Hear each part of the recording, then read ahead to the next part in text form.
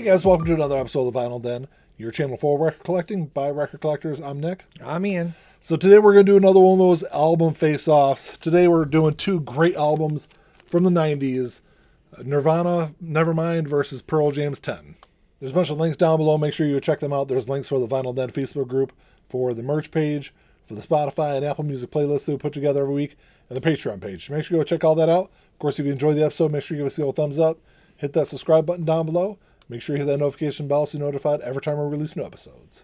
So we've done a few of these face-offs on the channel so far. I think we did, last one we did was Use Your Illusion 1 versus Use Your Illusion 2. Yep. Before that we did... Justice for All and Ride the Lightning or Master Puppets? No, Master Puppets. Yeah. No, it was Injustice for All against the Black Album. Oh, that's right. So we've done a few albums. It's kind of cool. We kind of talk about some of our pros and cons for each album, and then we decide, each one of us decide which album we think is the best. So I guess we'll start with Nevermind. So first off, I will say that, yes, I edited the photo, the album cover here to appease the YouTube gods. But so as far as my cons for this album, that's my list. Yeah. I don't have anything bad to say about it. I can't think of anything negative to say about it either. I mean, I like every song on it. We were just talking, both of our favorite Nirvana song of all time is Lounge Act, and it's on this album. Yeah. I think the one thing I can say about this album is I think the side 2 is stronger than side 1, even though side 1 has Smells Like Teen Spirit. Yeah. It's got Pollyanna, it's got Breed, it's got Come As You Are, like a lot of the big tracks. I guess really the only track I can do without on this album is Territorial Pissings. I like that song too. I really do. I've always liked that song a lot. This was the album that I know a lot of people say this is the album that like killed hair metal. For me personally, that it kind of did. Yeah, before I started listening to, or before I discovered this album, I was listening to like Motley Crue and Def Leppard and Poison and bands like that. I think Unskinny Bop killed hair metal. Yeah, probably. Yeah, that's just me. But this was a very different kind of album when it was released, and this is the album that really kind of opened up my eyes to a lot of other stuff. This came out in '91, so I was like 12 years old when this album came out. 13. And it's just very different than a lot of the other stuff I was listening to. But yeah, as far as like, negative things, I don't have anything. The only negative thing I guess I can say is that one track. I guess I can do without. And like I said, I like Territorial Pissings. It's probably one of the first songs that I really kind of gravitated towards when I had the whole album, because obviously Smells Like Teen Spirit was the gateway song to get. Yeah. But as soon as I bought the CD and went through it, I think Territorial Pissings is one I would go back to a lot. Yeah. But Lounge Act, of course, is my favorite. It's my favorite Nirvana song of all time. I guess the other thing I can say about it is Smells Like Teen Spirit is probably, in my opinion... It could be the weakest song on the album. Well, I was going to say, in my opinion, it's probably one of the most overplayed songs since the early part of the 90s. So, it's a song that if I'm listening to it digitally, I'll probably skip over that song. But not because it's a bad track, it's just because I've listened to it way too many times. When I say weaker, I mean it's just like you said, it's overplayed. Yeah. But I think every popular album has a song like that. Yeah, I think what makes this album as great as it is those non-single tracks. Absolutely. Yeah, like I said, I can't think of it aside from, like I said, maybe Smells Like Teen Spirit's being a little weaker. There's not a bad thing I can say about this album. So 10 by Pearl Jam is an album that I completely forgotten. This actually came out before Nevermind, but I think Nevermind kind of broke into the mainstream a little bit earlier before 10 did. But kind of along the same lines as Nevermind, I really don't have any negatives for 10. I guess the only thing I can say is it's not my favorite Pearl Jam album. I think Versus will always be a better album, but this is, as far as like a debut album goes, it's probably one of my favorite debut albums of all time.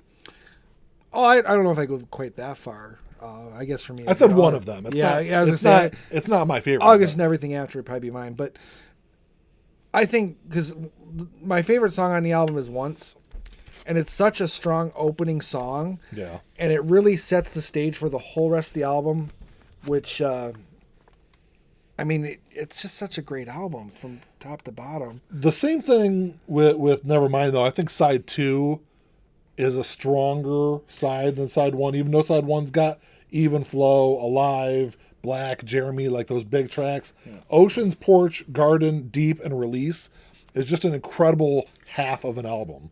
And it and there's a lot of like differences too. Like it's hard to describe because I wouldn't say that it's musically different because it's all on the same album, but I feel like I feel like I might be listening to a different album when I'm listening to side 2. Yeah. In a weird way. No, I get what you're saying because there's like a different energy to those tracks on side 2 than there is on side 1. Obviously, we're talking about if you're listening to this, there's no sides on digital or on CD, but Well, you had this on cassette. I had this and Nevermind on cassette. Right. I had them both. Well, when did I get this? I came to this one late, but I had it on CD. I had Nevermind on CD for sure. Yeah. So yeah, I didn't really have that side 2 side, but there's if you listen carefully, there's a distinctive tonal shift between side 1 and side 2. The only thing I'd ask is what is the Smells Like Teen Spirit on this for you? What's the overplayed song? I think Jeremy. That's what I was going to say too. I feel like Jeremy, even though it's a poignant song, I feel, especially as time went on, it was not only poignant but almost prophetic. To me, it's the overplayed song, even over even flow. That's the one thing I'll say about this album, though, is there are things, and this is the first album for Pearl Jam, and they would go on to evolve into, I think, a bigger, better band than what they were on 10. But it was like, this was the beginning of their career. And where they went from this album, I think, I can't think off the top of my head a bigger band or another band from the early part of the 90s that had such a dramatic evolution in their albums, like Pearl Jam did. Well, a lot of bands didn't go as, and Pearl Jam's been pretty prolific since they came out.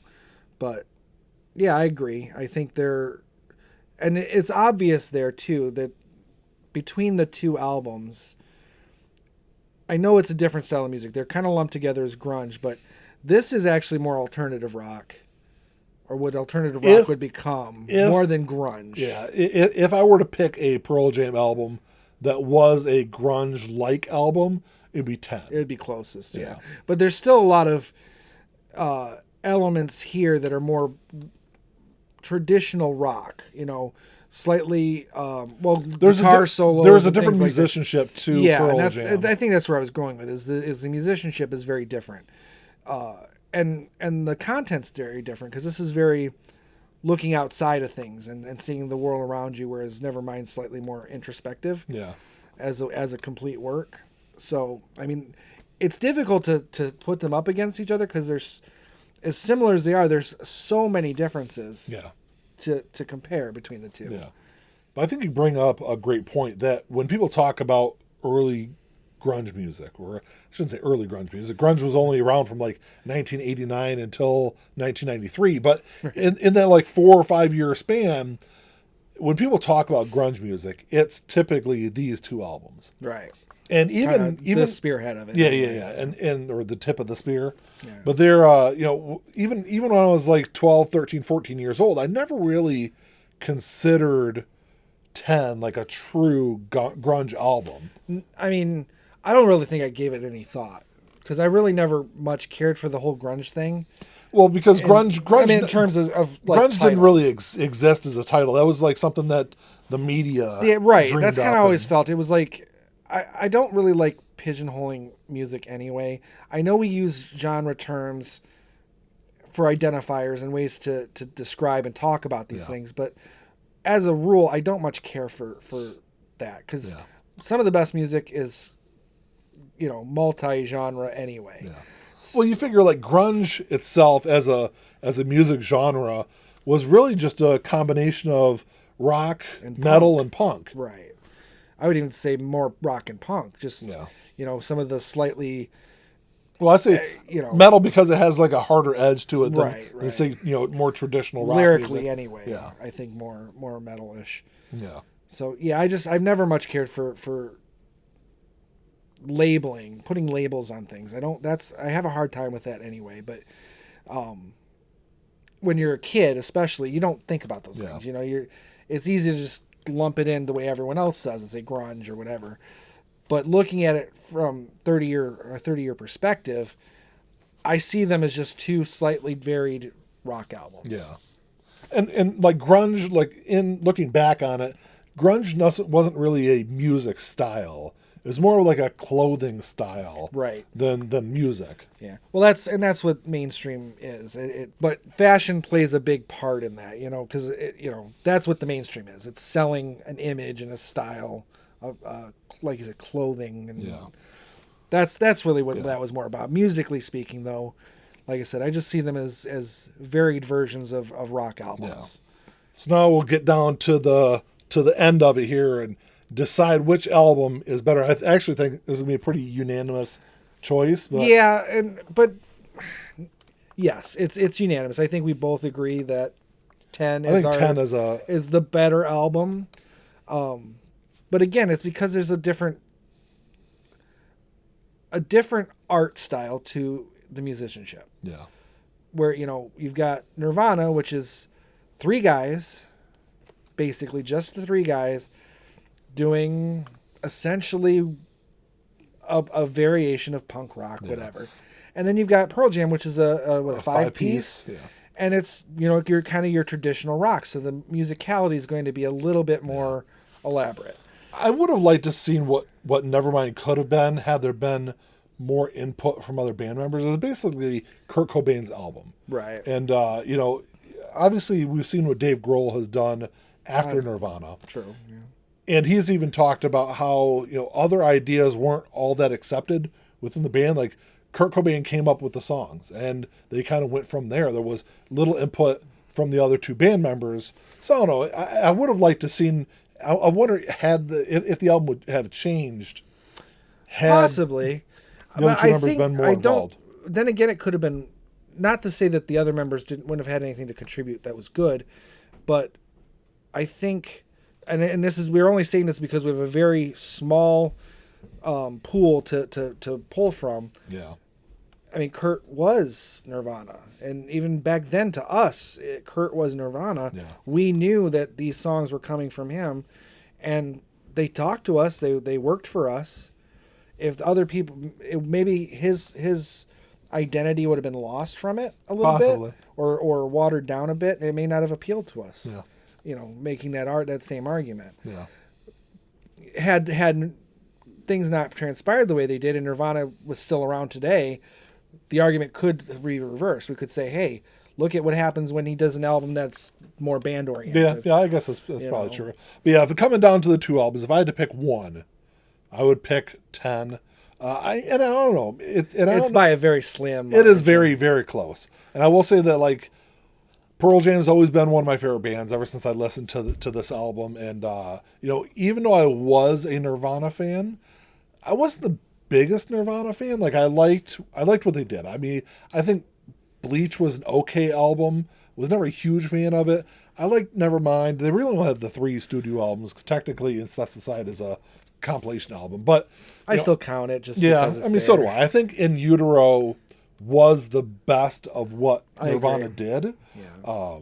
They had they didn't have a huge evolution in their sound, but I think there was enough of an evolution by In Utero that it makes me wonder where the band would have gone had Kurt survived. And I would say that if this was Nevermind and In Utero, obviously In Utero is going to win. But I don't know if I could say the same thing about In Utero and say Versus, because they came out the same year. I would say that probably still going to beat Nirvana on that level. It's hard to say. Well, between Versus and I would go with Versus. Yeah, I think Versus, in my opinion, Versus is one of the top probably 3 or 4 albums of the 90s, and even it's an album that even 30 years on is still as relevant today as when it was released, and a lot of other music. But if you do apples and oranges, I think In Utero to 10, I might be inclined to go In Utero. Okay. I can see that. Just if it's not quite the same, but I just to get perspective, an overall perspective on it. Well, that's all we got for today, guys. Thanks for checking the show out. Make sure you drop us a comment down below. Let us know what you guys think of these albums. Which one would you pick? Would you go with Nevermind or would you go with 10? You can see that both of us kind of lean slightly towards the side of 10. Let us know what you guys think, though. If you enjoyed the episode, make sure you give us a thumbs up. Hit that subscribe button down below. And that's all we got. Until next time. Talk to y'all later. Keep on spinning. Peace.